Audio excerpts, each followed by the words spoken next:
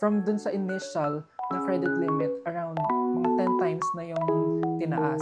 Hello guys! For today's video, we're going to review my BDO Classic credit card. Ito pala yung Visa variant netong card na to. Actually, tatlo siya. Merong Visa, merong MasterCard, and meron ding JCB. Pero when I applied, ito yung pinadala nila.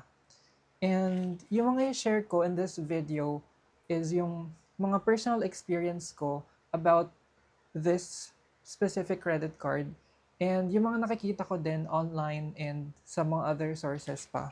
Nalista ko na rin yung mga likes and dislikes ko about this credit card. Let's start with the credit limit. Actually, when I got this credit card, super liit lang ng credit limit. It was only 20,000 pesos. Pero palagi ko na siyang ginagamit. So, talagang nag-increase na siya ng nag-increase. Last year, once siya nag-increase, and this year, once din, early this year. And I'm super happy kasi may mga nakikita ko online na sinasabi nila, matagal na daw yung BDO nila, mga 7 to 8 years or something, pero hindi talaga nag increase yung credit limit. Depende rin siguro sa usage and also sa credit history mo. Pero in my case, I'm super thankful na talagang nag-increase na yung, malaki na yung na-increase na credit limit. From dun sa initial na credit limit, around mga 10 times na yung tinaas. Super happy. I think pagka talagang ginagamit mo yung BDO credit card mo, talagang mag increase siya. Next is yung promos. Marami talagang promos yung BDO. Gusto ko sa kanya is usually siya yung may buy now pay later option. For example, meron kang binili sa SM Appliance, sabihin natin 3 months to pay. Pero meron buy now pay later option. So, yung installment na siya for 3 months.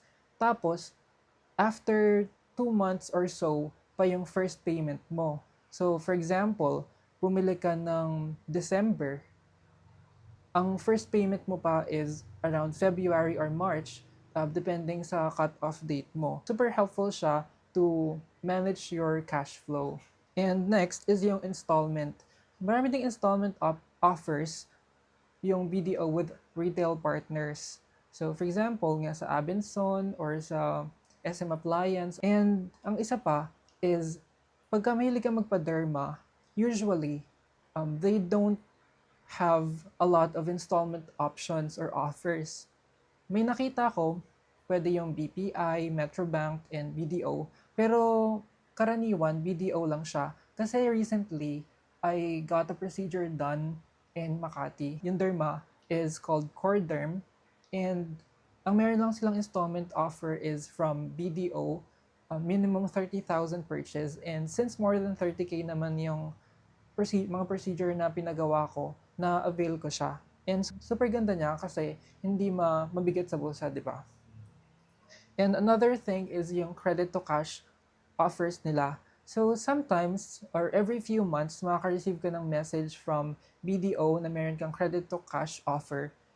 Actually, si BDO, yung isa sa pinakamaliit, yung interest when it comes to credit to cash, it can go as low as 0.45 or 0.39% per month. So, super liit lang nung interest niya compared sa ibang loan offers.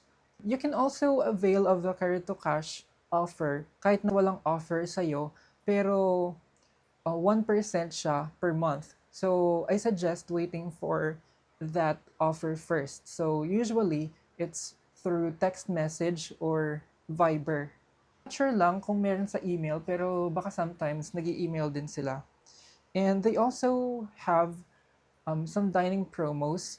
In my case, I like Boteju. I'm not sure kung anong tawag, Boteju or Boteju. Pero it's a Japanese restaurant. And they sometimes have promos. They sometimes have a promo with Boteju. And 50% off siya. So, for example, ang bill mo, 3,000. Magiging 1,500 na lang siya kasi 50% off nga.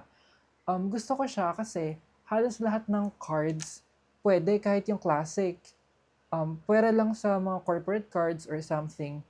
Sa mga ibang banks, for example, BPI, yung mga, nagkakaroon din sila ng promo with Boteju, pero kailangan BPI Visa signature yung card mo para magkaroon ka ng 50%.